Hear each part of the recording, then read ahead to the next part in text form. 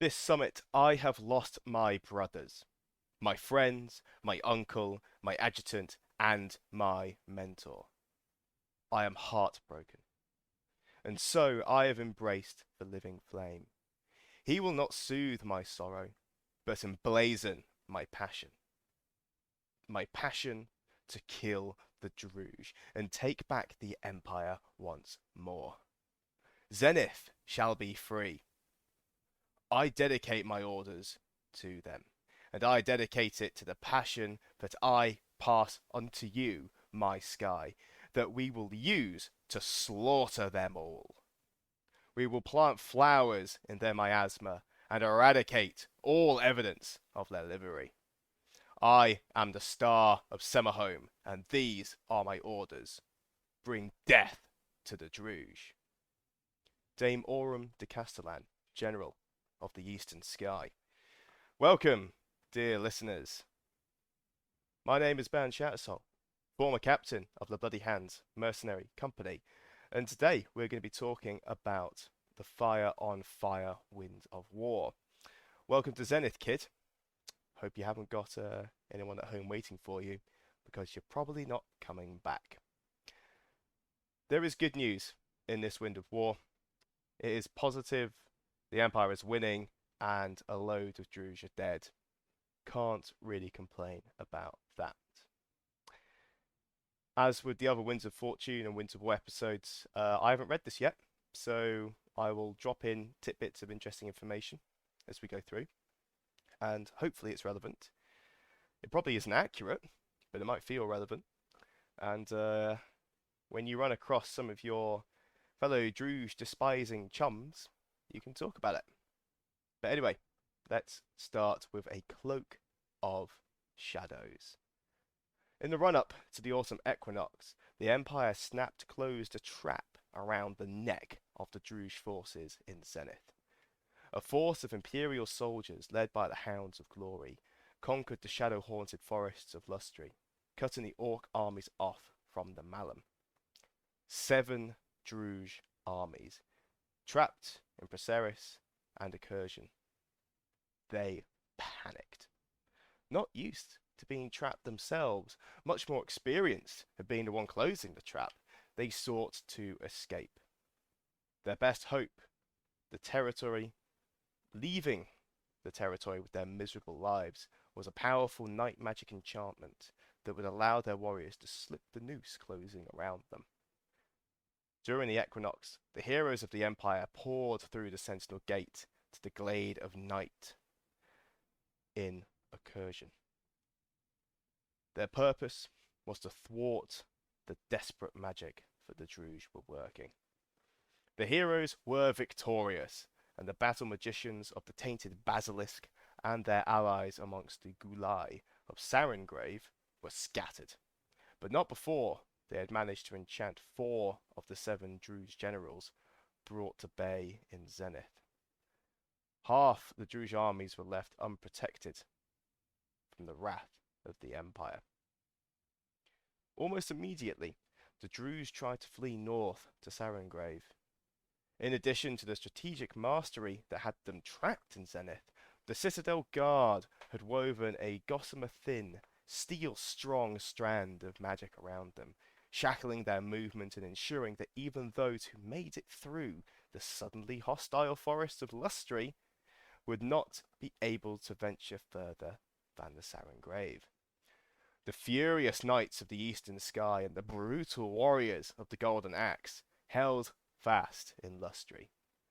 They made the Druj pay for their desperate action. The woods are lonely, dark and deep, and made doubly dangerous by the magic of Imperial magicians. The Druj make great use of the wards and shrouds that turn the land against interlopers.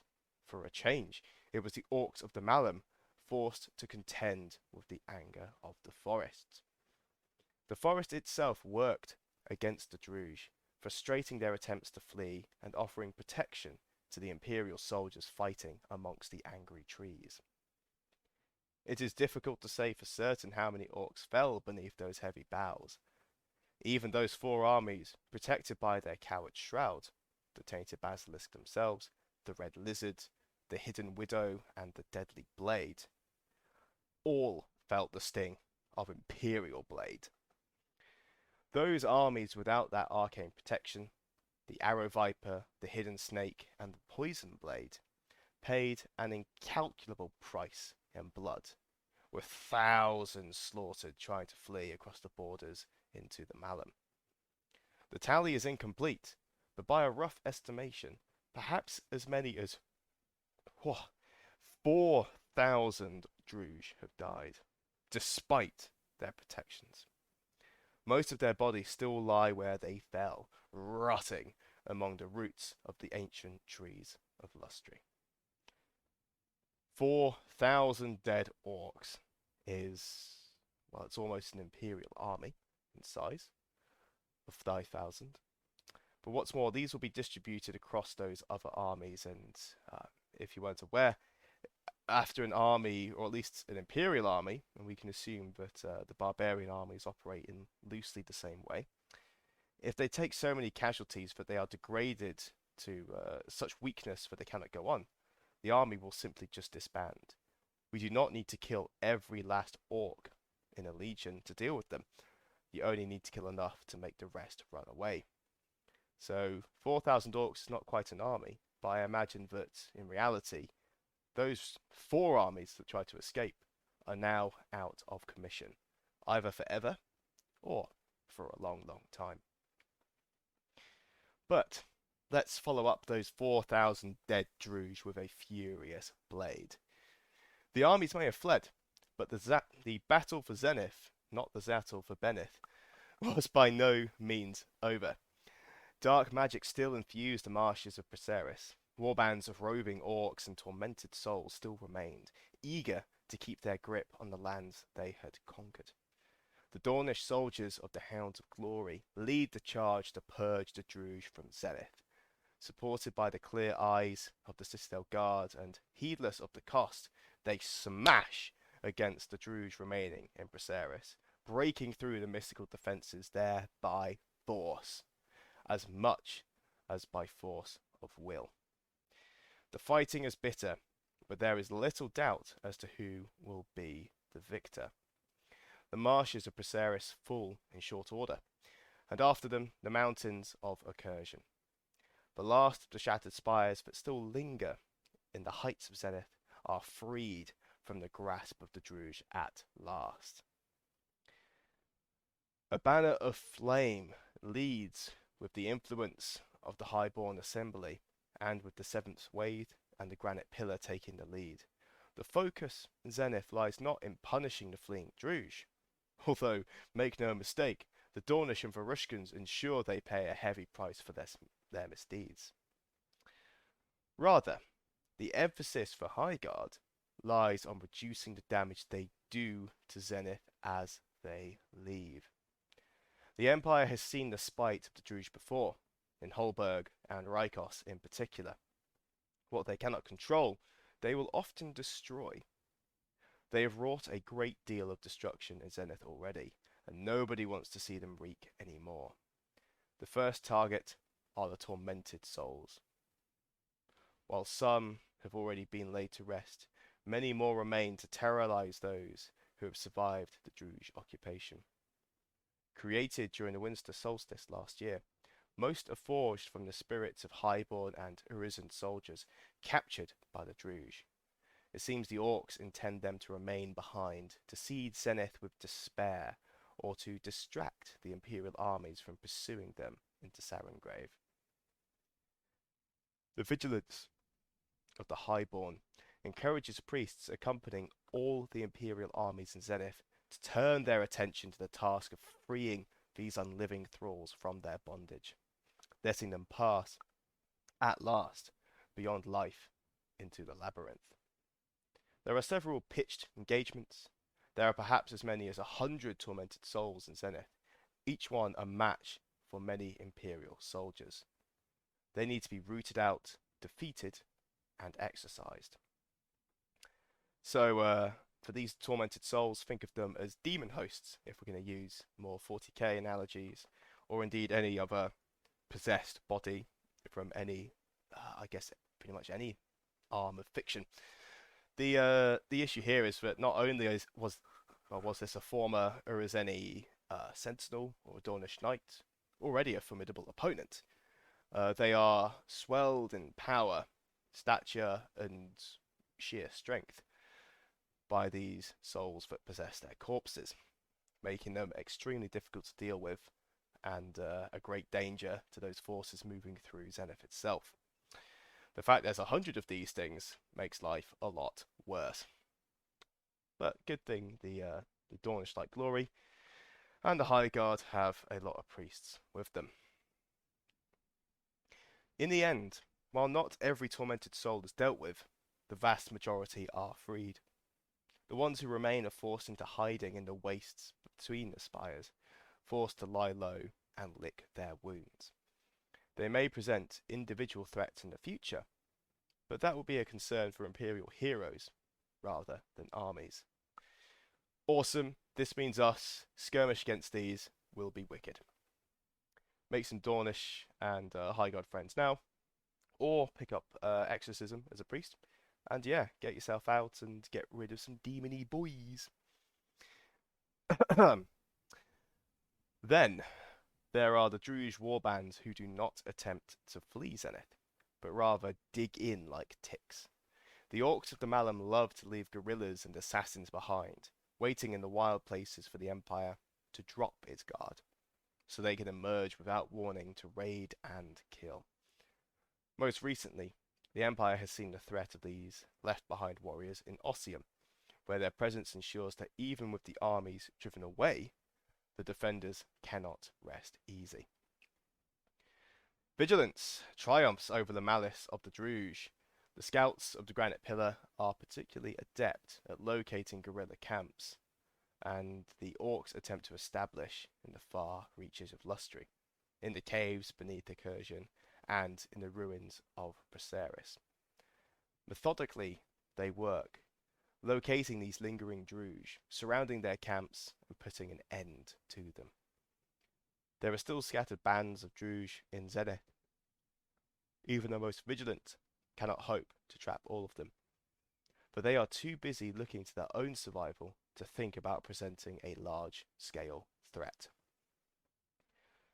Finally, there are the miasma pillars, several of which still remain in the Eastern Territory. Until they are dealt with, Zenith will still labour under the stifling atmosphere of despair and terror that the Druj eventually weave over every land they conquer. Scouts from the 7th Wave in particular are hard at work locating the pillars that anchor the miasma. They will also likely be places where remaining Druj will gather, seeking to take advantage of the aura that surrounds them. At the very least, this will make them easier to find, as one highborn unconquered says with grim humour. Beyond this hunt, a wild hunt you could say, we do have a ruined land, and between the fleeing Druj armies and the forces remaining behind to slow the liberation of Zenith, some Imperial soldiers fell and will not rise again. Zenith is freed, but in some ways the battle is only half over. The territory has been devastated by the Druj. Even as they invaded, they burned and broke anything that they could not use, and during the occupation, they ripped every shred of profit from our dear lands that they could, forcing the conquered Urizeni to work themselves to death to provide them with magical materials, crystal mana, and more. Over the last year, as the Empire has fought to drive them out, the tainted basilisk has desperately looted every magical resource they could get their hands on. Much of the population still lives, albeit in exile, thanks to the actions of Imperial heroes. Some will be eager to take back their homes, but they will return to a land of shattered spires. Many have begun to establish new lives for themselves in the Morrow and in Redoubt, and even in Highguard. Some may have little interest in coming back to see what the orcs have made of their once beautiful halls, and others may need reassurance that the Druj will not return as quickly as they fled. Braceris in particular is now a stinking swamp, still poisoned with Druj malice, home to swarms of savage, venomous bog octopuses from the Sarin Grave, and the great farms that once fed spires across Urizen are no more. Rebuilding them would represent a colossal undertaking. Rebuilding Zenith will be no small task, and the Synod and the Senate alike are exploring how best to restore imperial rule in Zenith. The Urizen will no doubt have their own ideas on how the scars of the Druj occupation might be alleviated, yet while magic is potent, there are limits to what it can achieve. The marshes of Braceris are not going to go away anytime soon. The memory of the Druj occupation will linger for generations, and the fear that they might return one night when the defenders of Zenith have become complacent. For now, though, Zenith is secure. So this brings to an end a multi-year loop with the battle in Urizen. As many as even pre-COVID, few years pre-COVID. The awakening of the Black Plateau was a major event, part of this war, as the Druj stormed down and basically threatened the existence of Urizen itself. There's been multiple occasions where the Citadel Guard, the only Urizeni army, has been under threat of disbanding, simply because Urizen had so little territory left, they couldn't support an army. So luckily the Marchers stepped in with their food and helped out on the logistics side of things and propped them up. But it came at quite a steep cost.